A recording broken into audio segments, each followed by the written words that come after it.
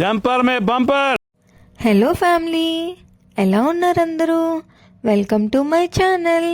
ఈరోజైతే నేను ఒక మంచి హెల్దీ రెసిపీతో మీ ముందుకు వచ్చేసాను. దానికి ముందుగా మనకు కావాల్సినవి క్యాష్యూస్, పిస్తా, బాదం, pumpkin seeds, walnuts and flax seeds.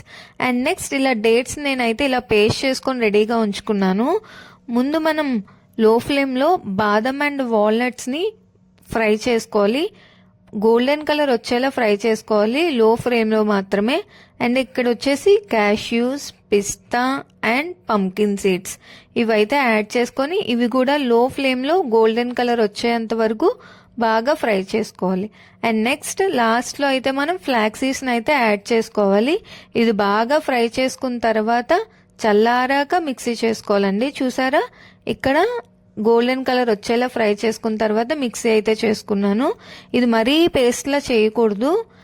And ఇందాక డేట్స్ మిక్స్ చూపించాను కదా, ఆ డేట్స్ని ఇలా యాడ్ చేసుకొని బాగా మిక్స్ చేసుకోవాలి. మిక్స్ చేసుకున్న తర్వాత హ్యాండ్కి అయితే ఇలా గీ అప్లై చేసుకొని లడ్డూలా మనకు నచ్చినంత సైజ్ చేసుకోవచ్చు. చూసారా, చూస్తుంటేనే తినాలనిపిస్తుంది. మీకు ఎప్పుడైనా స్వీట్ తినాలి అనిపిస్తే చక్కగా ఇలా లడ్డు చేసుకొని తినండి. అసలు షుగర్ అనేదే లేకుండా మంచిగా హెల్దీగా ఉన్న స్వీట్ ఇది. అసలు మా పాప అయితే ఎంత ఇష్టంగా తింటుందో ఈ లడ్డు. మంచి హెల్దీ రెసిపీ.